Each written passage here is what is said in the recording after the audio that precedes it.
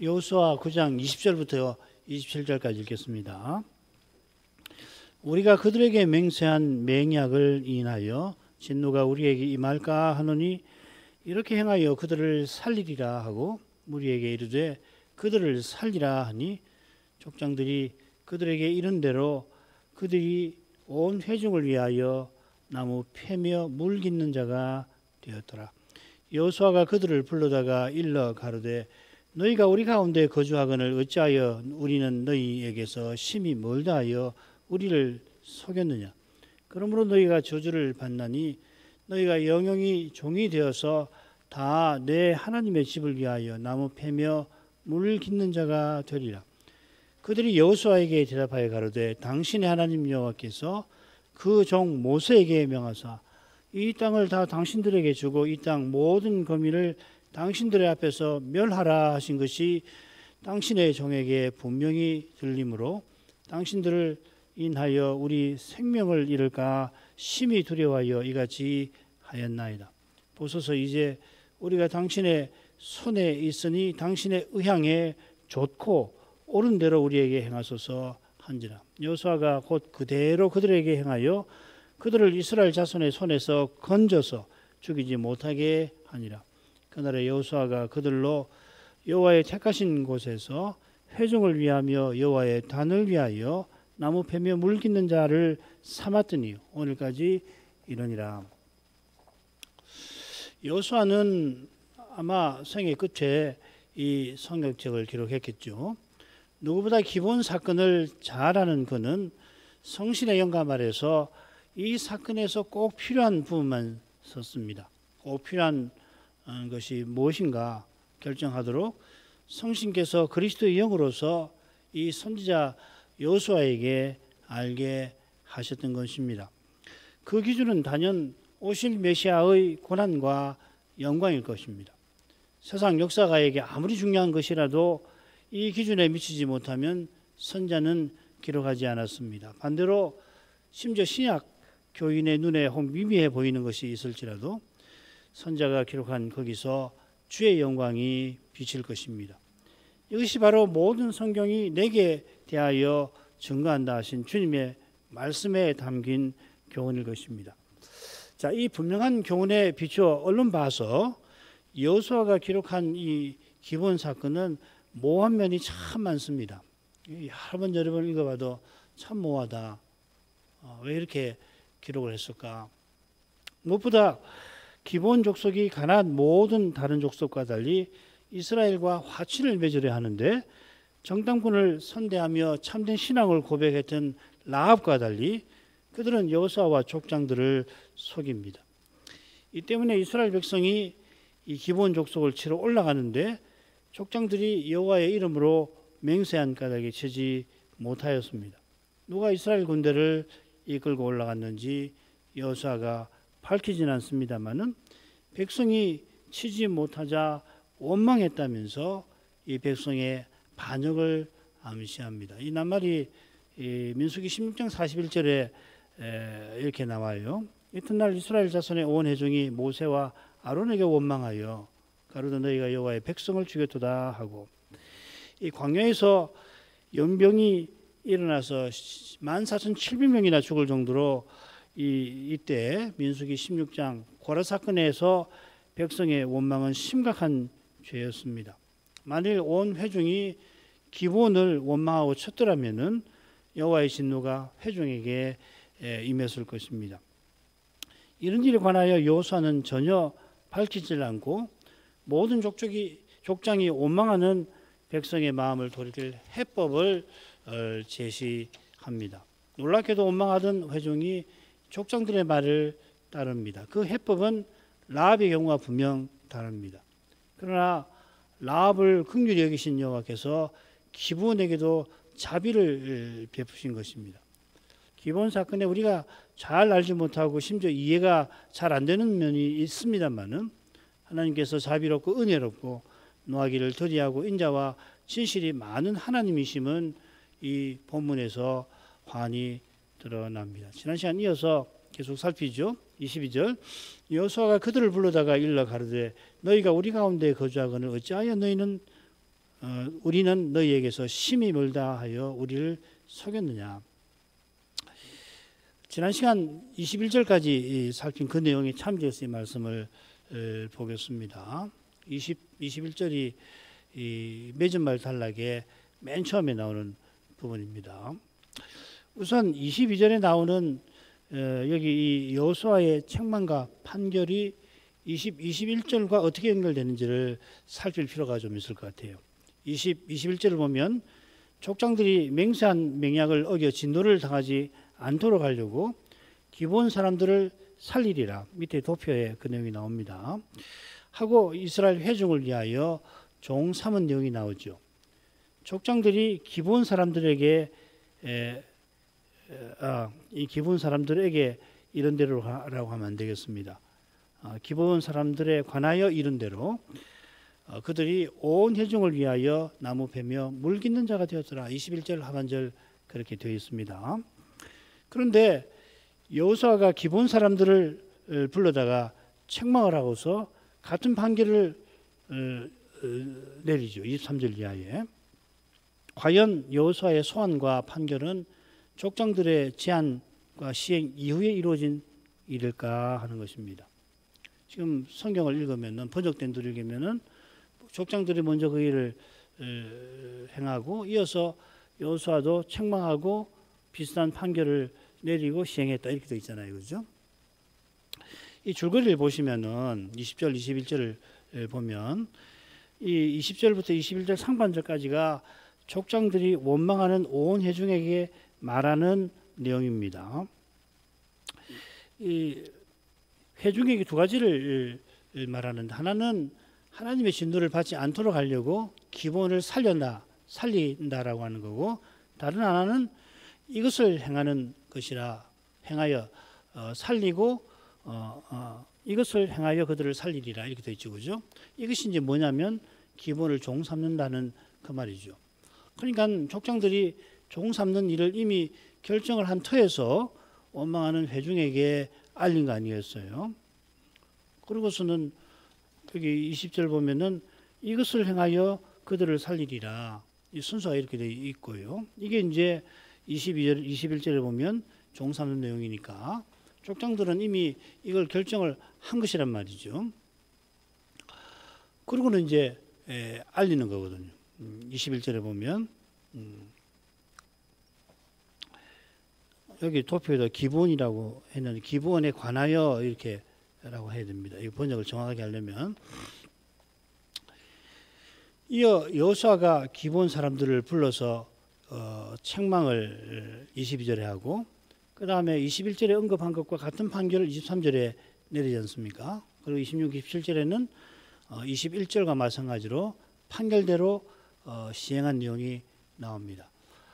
이스라엘 회중이 기본을 치러 올라갔다가 족장을 원망했는데 원망한 그들에게 족장들이 해결책을 제시했다.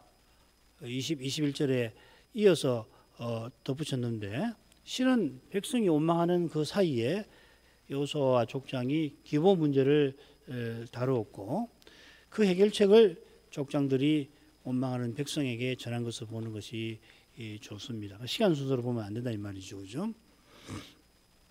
우선 기록된 내용을 시간 순서로 보고서 족장들이 여호수아와 독자적으로 해결책을 결정해서 백성들에게 알렸을 리가 없습니다. 우선 먼저 이 기본 사실들과 앞서 언약을 맺을 때 당연히 모세와 같이 여호수아가 그들과 조약을 대표로 맺었는데 그러고서는 족장들이 기본에게 맹세를 했죠. 그처럼 여호수아가 기본 사람들을 불러다가 그들을 책망하고 이어 판결할 때 그 자리에 족장들이 여호수아와 함께 했을 겁니다. 이런 시간 순서가 자연스러워 보이지 족장들이 원망하는 백성들에게 우선 급한 대로 해결책을 제시하고 이어 여호수아가 별도로 기본 사람을 불러서 해결책을 전했을 것 같지 않습니다. 얼마든지 이렇게 번역할 수도 있어요. 번역이 쉽지는 않지만은 요컨대 지금 여호수아가 기본 사람을 부른 것은 사신과 맺은 그 언약을 공적으로 확정하려는 겁니다. 더욱이 이스라엘이 기본에 치러 온 다음이니까 지금 여호수아가 부른 사람은 사신들보다는 그들을 보낸 기브온 지도자들이겠죠. 여호수아는 기브온이 속인 것을 책망합니다. 이 속인다는 그 낱말, 이 구약 성경에 8번 정도 나오는데요. 한 번을 제외하고는 다 나쁜 놈이 속임을 가리킵니다. 뭐 속이는 것 자체가 잘못인데, 이 사무엘상 19장 17절에 보면 미갈이 다윗 남편을 살리려고 아버지를 속인 내용이 거기 나오죠. 이거는 꼭 나쁘다고는 볼 수 없잖아요. 여호수아가 왜 이 낱말을 썼을까? 그 의중을 다 헤아리기는 힘듭니다만은 기브온이 속일 때 전적으로 나쁜 의도만 있었던 것은 아니라는 걸 넌지시 보여주는 것 아닌가 그런 생각이 듭니다. 그들이 속인 내용은 우리 가운데 거하거늘 우리는 너에게서 심히 멀다 말한 겁니다. 이 표현은 기본 사신들이 화친을 성사시키려고 말한 것과 거의 비슷합니다만은 여호수아는 사신들의 말을 약간 다르게 말합니다. 특별히 이 심이라는 말을 이 기본 사신들이 강조하지 않습니까? 우리는 심이 먼저 방에서 왔습니다. 이 낱말을 심이 멀다 이렇게 붙여 말하지 않고 문장 끝에다가 살짝 붙여요. 그러니까 멀다 우리는 너희에게 심이 이렇게 되어 있습니다. 이렇게 표현한 여호수아의 의중을 다 헤아리기는 힘듭니다만은 사신의 거짓말을 부각시키려는 것보다 오히려 조금 누그러뜨리려고 하는 것도 맞습니다. 참고로 이 심이라고 번역한 이 낱말이 여호수아의 책망에 대답하는 기본 사람들의 말에 인상 깊게 나옵니다. 우리가 너에게 심히 멀다는 기본 사신의 말을 인용한 다음에 그런데 너희가 우리 가운데 거주하고 있다 이렇게 덧붙입니다. 이 우리말 어순하고 달라서 이렇게 원문 어순이 있게 됩니다. 역시 같은 표현이 나오는 16절에서는 우리 가운데를 강조하면서 말하거든요. 책망할 때 너희가 왜 속였느냐 우리 가운데. 여기서는 특별히 강조하지 않아요. 22절하고 16절을 이 낱말의 순서를 비교해 보면 그렇습니다. 16절은 그런데 우리 가운데 그들이 거주하고 있다. 그래서 우리 가운데를 강조하는데 22절에서는 그냥 일반적인 문장을 씁니다. 여호수아가 기본의 속임을 책망합니다마는 그들의 속인 내용을 담담하게 진술하는 것 같습니다. 이것은 물론 기본과 언약 맺은 것을 파기해서 안 되는 사실과 붙어 있겠죠. 아울러 기본의 잘못을 부각시켜서 이스라엘이 옳다고 주장하지 않으려는 태도를 넌지시 드러내는 것도 같습니다. 이 속임이라는 낱말을 쓴 것도 이미 살펴봤습니다. 23절 그러므로 너희가 저주를 받나니 너희가 영영이 종이 되어서 다 내 하나님의 집을 위하여 나무 패며 물깃는 자가 되리라. 여호수아는 기본 사람들의 속임을 지적하고 너희가 저주를 받나니 합니다. 이 저주 받는다는 낱말이 여호수아서에 여리고를 재건하게 되면은 그 사람은 저주를 받을 거라 하는데 한 번 더 쓰입니다. 참고로 이 신명기 이 여호수아를 읽는 데 있어서 신명기가 매우 중요하거든요. 16번 나오는데 모두 언약을 저버린 자에게 형벌로 이 저주받는다는 말을 씁니다. 이런 의미는 바로 이어지는 내용과도 잘 어울립니다. 너희가 영영이 종이 되어 이렇게 되었습니다. 끊어지지 아니하리라 너희에게서 종이 이렇게 됐습니다. 이걸 우리말 성경은 너희가 영영이 종이 되어 될 거다 이렇게 번역을 했습니다. 이해하기 쉽게. 여호수아의 표현에서 풍기는 의치는 한글 개역의 번역과는 조금은 다릅니다. 여기 주목할 낱말이 끊어진다 이라는 말 카라트인데 이 동사가 기본 사건에만 7번 나와요.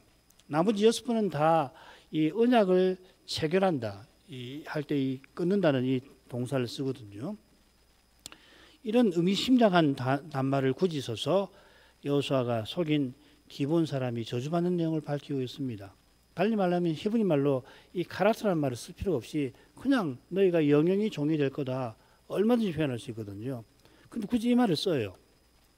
얼른 읽으면 기본 사람의 속임이 체결된 언약을 마치 무효로 만드는 것 같은데 여호수아가 말하는 것은 전혀 다르죠.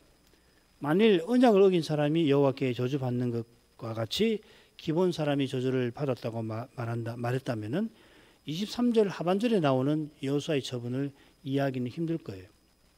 우리가 잘못 언약을 맺었으니 뭐 너희를 지멸해야 되겠다든지 뭐 이렇게도 그렇게 해서는 안 되거든요. 기본 사람이 저주를 받아 영영이 종살이에서 벗어나지 못하는데 내 하나님의 집을 위하여 나무패에 물깃는 자가 될 거라 합니다. 내 하나님의 집이라고 말하는 것은 여호수아가 지금 기본 지도자들과 공적으로 체결된 언약을 확인하는 상황과 붙어 있는 겁니다. 여호수아는 모세를 이은 여호와의 종으로서 지금 기본 지도자들을 대합니다. 자기가 중보 직분자로서 백성을 대표하고 대신하는 태도로 당면한 문제를 다루는 거죠. 성막은 언약의 하나님께서 영광 구름으로 거기 임재하시는 거처입니다. 성막의 지성소 위에 언약궤 위에 시언자 위에 여호와께서 자기 보좌를 펼쳐 두십니다. 거기로부터 여호와의 통치가 가나안 전역에 펼쳐질 겁니다. 물론 이스라엘을 통하여 온 세상에도 마침내 그 통치가 미치기를 여호와께서 바라십니다. 이 집에서 섬기는 종들이 바로 레위 제사장들입니다. 그들은 만왕의 왕께서 계시는 집에서 그 왕을 모시는 그 왕궁의 신하들입니다. 여호수아도 레위인이 아니므로 그 집에서 섬기지 아니하니까 다른 백성은 말할 게 없지요. 기본 사신이 속여 화친을 맺고자 할 때에 이 일에 관하여 여호수아와 족장들이 여호와께 여쭈어야 했는데 그 방법이 바로 대제사장의 우림과 둠밈을 통한 것입니다. 그처럼 백성은 반드시 레위인과 제사장을 통해서 하나님을 섬깁니다. 이게 제사의 핵심이죠. 이런 점에 비추어서 기본 사람들이 성막을 위하여 나무패미 물깃는 일을 맡은 사실을 살필만 합니다. 기본 사람들이 레위인처럼 여호와를 섬기는 것도 아니고 레위인을 통하여 여호와를 가까이 하는 언약 백성처럼 섬기는 것도 물론 아닙니다. 그들은 여호와의 집을 위한 종인 동시에 온 회중을 위한 종이기도 합니다. 이들과 비슷한 사람들이 있는데 바벨론 포로에서 돌아온 사람들의 목록에 나옵니다. 그들이 바로 느디님 사람입니다. 이 느디님이라고 하는 말은 준다는 이 나타나는 동사에서 나왔는데 이 동사를 이 여호수아 9장 27절에 사용합니다. 이 삼는다라고 그렇게 번역을 했습니다. 그러니까 느디님 사람은 준바된 사람들. 우리가 수동형이 어색한 이 말이라 우리말이 좀 어색한데 준바된 사람들 이렇게 번역할 수 있습니다. 이들이 이 목록에서 레위인에 이어 바로 등장합니다.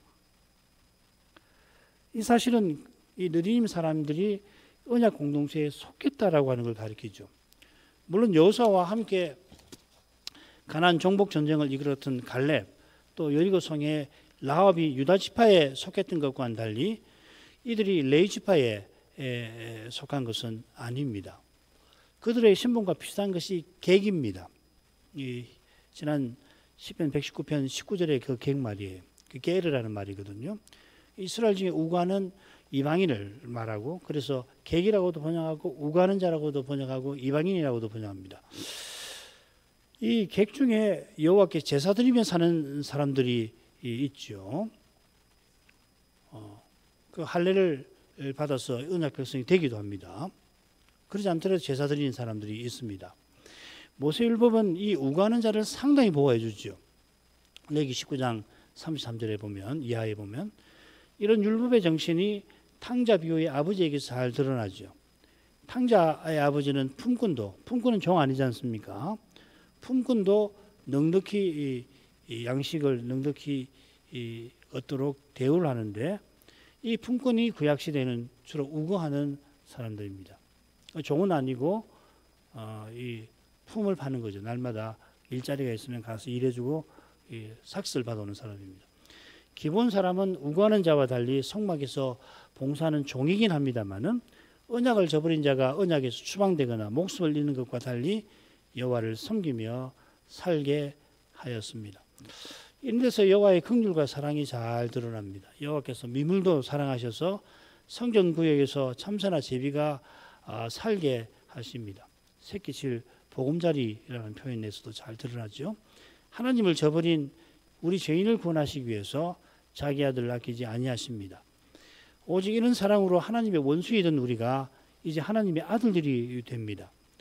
우리가 다른 사람과 근본적으로 달라서 구원하는 일에 특별한 자격이 있는 게 아닙니다. 그 자격은 오직 하나님 은혜와 사랑에 있습니다. 그리스도께서만 우리가 하나님께 나아갈 길, 곧 자격이 되십니다. 여호수아가 기본 사람을 대하는 거기에 오실 메시아의 영광이 비칩니다. 이스라엘이 여호와께 묻지 아니한 잘못이 기본 사람이 속인 죄책을 상쇄한 게 아니지요. 이런 식 사고가 우리에게 늘 있잖아요. 상쇄하는 거. 우리가 잘못한 것을 선행으로 상쇄하려고 하는 이런 태도 말이에요. 그거 아니잖아요. 여호수아가 기본과 언약 맺으면서 불렀던 그 여호와께서 자기 백성의 잘못에도 불구하고 속인 기본을 자기 종 삼아주신 것입니다. 이런 점에서 진중 세례를 무턱대고 잘못이고 무효라고 주장하지 말 것입니다. 사람마다 군대에서 세례받는 상황이나 경위나 특히 마음 상태가 다 다릅니다. 이것과 조금 다를 수가 있겠는데 조선시대 때 우리 조상들은 역사책에 복음 전파된 사실이 안 나오니까 그분들은 다 구원받지 못했을 거라고 아무도 단정하지 못할 것입니다. 장차 몇 사람이 구원받는지 아무도 알지 못합니다만은 영원한 나라에서 우리가 틀림없이 하나님의 사랑이 거룩하심을 맛보고서 그 이름의 영광을 찬송하게 될 것입니다. 그처럼 사람이 하나님의 사랑을 기대하기 힘든 그런 때에도 하나님이 자기 아들을 아끼지 아니하신 이 복음에서 이 소망과 구원의 빛이 그에게 늘 비칠 것입니다.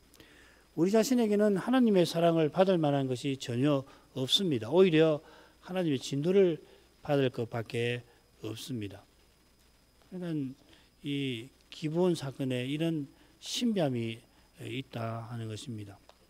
다 설명을 하기 힘들지만은 그 다음으로 가죠. 그들이 여호수아에게 대답하여 가로되 당신 하나님 여호와께서 그 종 모세에게 명하사 이 땅을 다 당신들에게 주고 이 땅 모든 거민을 당신들의 앞에서 멸하라 하신 것이 당신의 종에게 분명히 들림으로 당신들을 인하여 우리 생명을 잃을까 심히 두려워하여 이같이 하였나이다. 부서서 이제 우리가 당신의 손에 있으니 당신의 의향에 좋고 옳은 대로 우리에게 행하소서 한지라. 기본 사람들이 여호수아에게 대답합니다. 이 대답한다는 말은 간단하게 하죠. 지금 기본 지도자들이 여호수아에게 이 봉신의 태도를 취하면서 자비를 호소한다는 뜻입니다. 이 대답한다는 말이 그런 공적인 반응이라고 하는 것을 말씀을 드립니다. 그 다음으로 가죠. 그들은 여호수아에게 자기네가 속인 이유를 대는데 무엇보다 여호와께서 모세에게 명하신 바가 자기들에게 들렸다 하는 사실을 강조합니다. 그래서 우리말 번역도 분명히 들림으로 이렇게 번역했죠. 잘 번역한 겁니다. 가나안 모든 왕들과 족속들이 여호와께서 행하신 일을 듣고 마음이 높거나 나중에는 대적하였고 기본 사람들도 자기들이 들었다 이렇게 말했죠. 이번에는 여호와께서 명하신 것이 그 말씀이 자기들에게 들렸다 이렇게 말합니다. 동사가 달라요. 이 낱말이 여호수아에 4번 나오는데 이 어떤 숨겨진 일이 드러나는 걸 가리킬 때 쓰입니다. 기본 지도자들은 여호와께서 자기 종 모세에게 명하신 그런 중요한 일을 자기네가 알게 되었다고 강조합니다. 그 일이 얼마나 중요한지를 깨닫게 된 것을 여호수아에게 밝히는 것 같습니다. 이것은 그들이 여호와의 종 모세를 언급한 데서도 확인됩니다. 라합조차도 모세를 언급하지 않죠. 기본 지도자들은 여호와께서 모세에게 명하신 대로 행하시는 분임을 넌지시 밝힌 것입니다.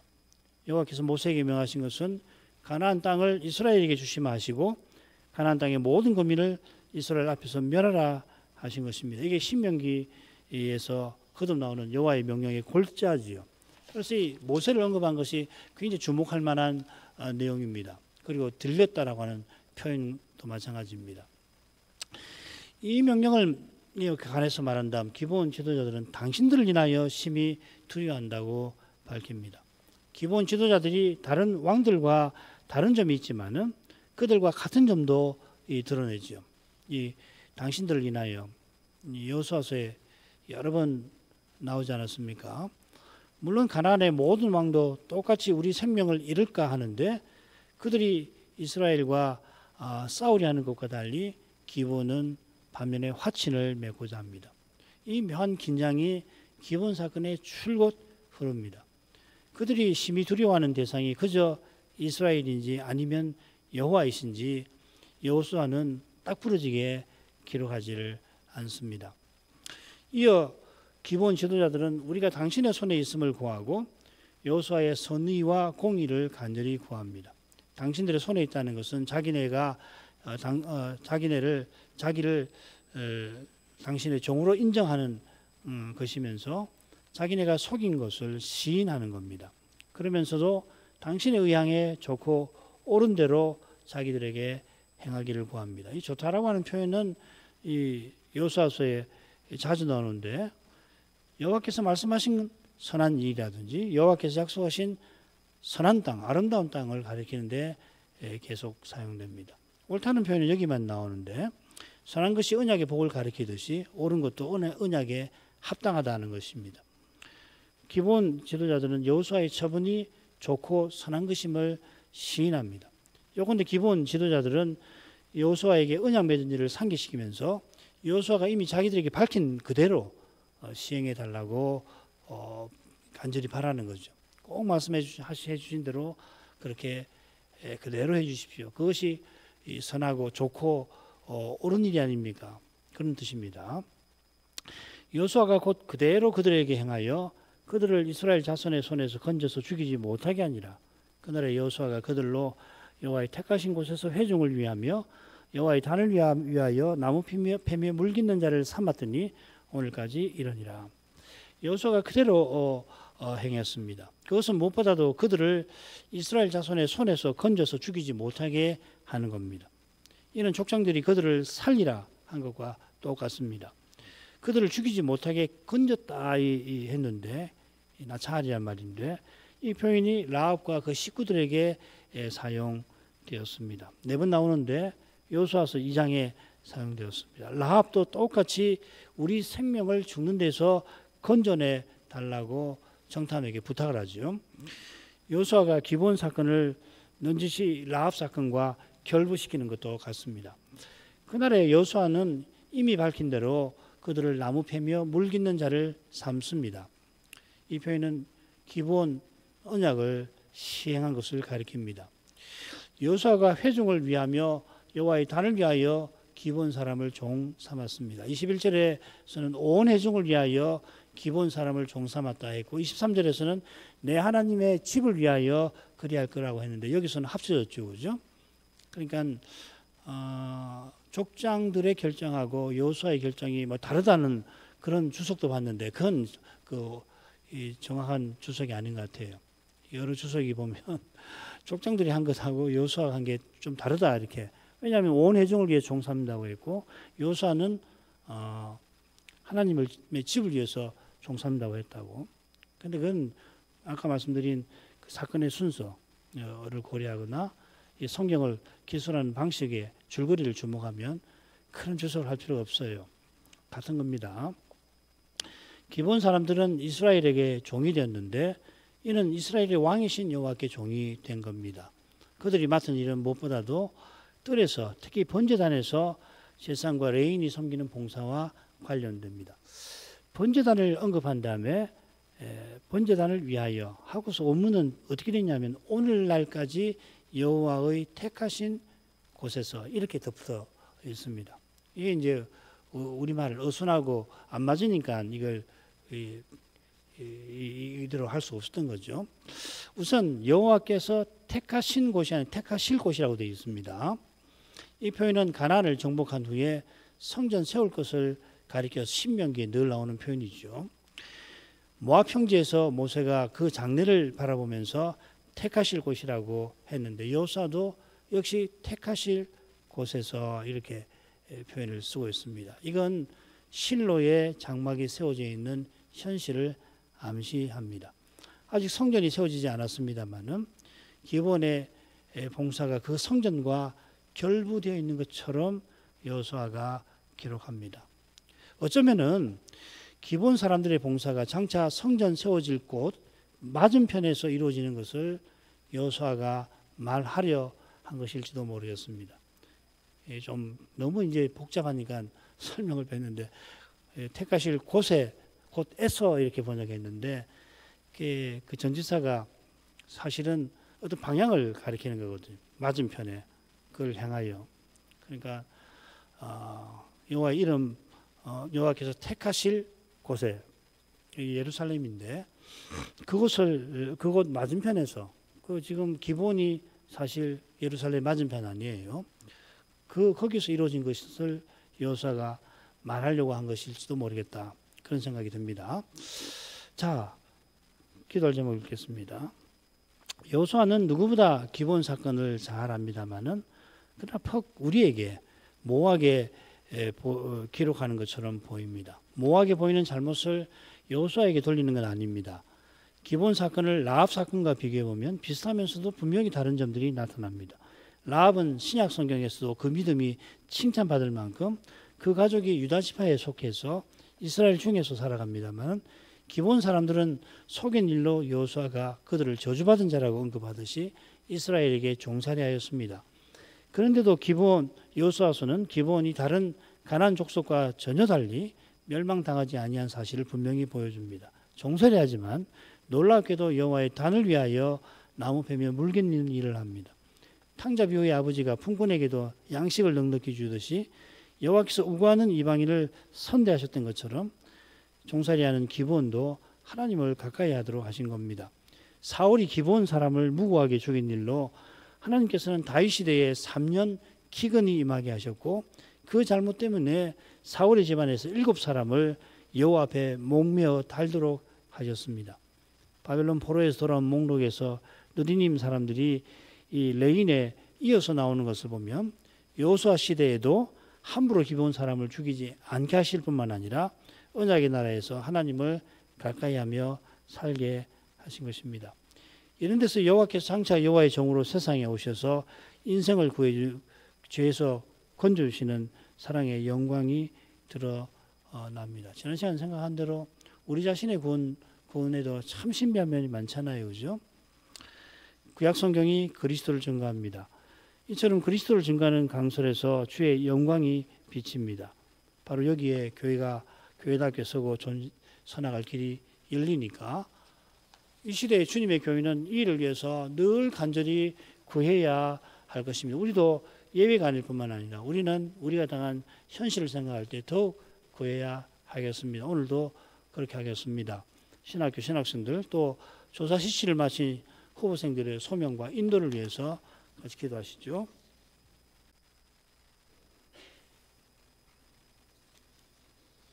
같이 기도하겠습니다. 거룩하신 아버지, 여호수아가 기본 지도자들을 불러다가 그들의 속인 것을 책망하고서 그들이 저주받은 자라 하면서도 그들과 맺은 언약을 따라 그들을 원망하는 이스라엘의 손에서 건져 죽지 않게 하고 그들이 번제단을 위하여 종살이하게 한 일을 오늘 살폈습니다. 여호수아가 기록한 사건에서 저에게 여전히 모호한 대목이 있지만은 여호수아가 모호하게 기록해서 그런 것이 아니라 기본 사건의 그런 면이 인생이 다 헤아리지 못하는 그런 신비가 있음을 고백합니다. 비평가들이 자기네가 이해되지 않는다 해서 별의별 주장을 함부로 내뱉는 거기서 저희가 현대를 살아갈 때 그런 교만한 생각에 젖기 쉬운 그 점을 잊지 않게 하십니다.